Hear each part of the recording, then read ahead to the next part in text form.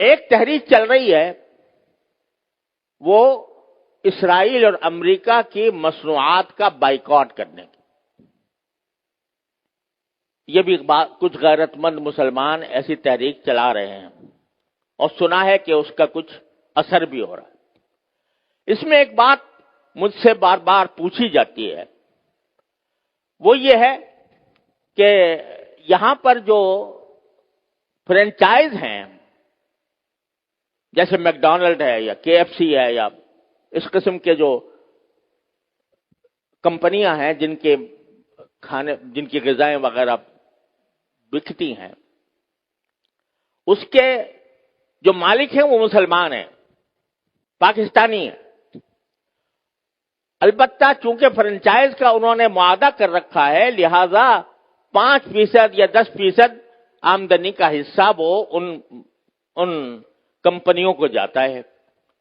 تو اگر ان کا بائیکاٹ کیا جائے گا تو خود ان مسلمانوں کو نقصان پہنچے گا جو کہ فرنچائز لیے بیٹھے ہیں۔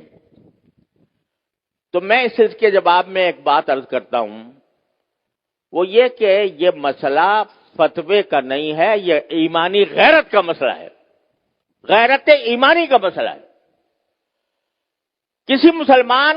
کسی غیرت مند مسلمان کو یہ گوارا نہیں ہونا چاہیے کہ اس کی آمدنی کا 1 پیسہ بھی کسی ایسے شخص کو پہنچے جو اسرائیل کو مدد دے رہا ہے۔ یہ انسان کی ایمانی غیرت کا تقاضا ہے۔ یہ کہنا کہ بھئی 5% جاتا ہے، اب 95% تو ہم کھاتے ہیں۔ ارے بھائی 95% آپ کھا چکے، بہت الحمدللہ، کافی آپ نے نفع بنا لیا۔ اب آپ یہ تو کر سکتے ہو کہ اس فرنچائز کو ختم کر کے اپنا کاروبار شروع کر دو۔ اگر اس کو ختم کر کے اپنا کاروبار شروع کرو گے تو ذرا تھوڑا سا پتہ تو چلے گا ان کو کہ یہ جو ہم دنیا بھر کے اندر ہم اپنی مصنوعات چلا رہے ہیں، دنیا بھر میں ہمارا سکہ چل رہا ہے، اس کا کچھ اثر تو ہوگا۔ یہ کہنا کہ 5% جا رہا ہے ان کو اور ہم نے 5% جا کے کیا اس میں کیا فرق پڑے گا؟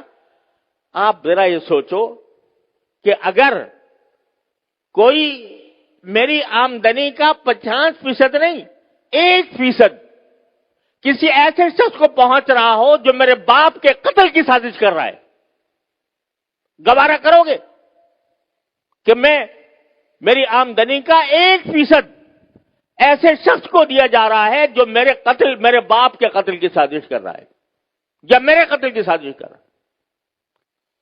تو اب یہاں اس کو 1% اور 2% اور 5% سے ناپو گے۔ لوگ فتوے کی بات کرتے ہیں، یہ فتوے کا مسئلہ نہیں ہے، یہ ایک غیرت ایمانی کا مسئلہ ہے۔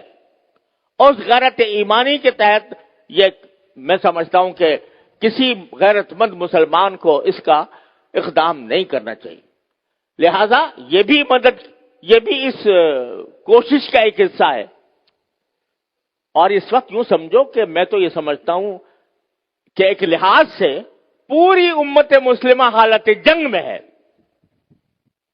پوری امت مسلمہ حالت جنگ میں ہے، کیونکہ یہ حملہ صرف فلسطینیوں پر نہیں ہو رہا، معال کار اس کا اثر پورے عالم اسلام پر پڑنے والا ہے۔ لہذا حالت جنگ میں ہے۔ جب اس حالت جنگ میں ہے تو جو لوگ کہ عالم اسلام کے خلاف یہ سازش کر رہے ہیں ان کو کسی طرح بھی نفع پہنچانا، چاہے وہ 1 پیسے کا ہو، یہ ایک مسلمان کی غیرت کو اسے گوارا نہیں کرنا چاہیے۔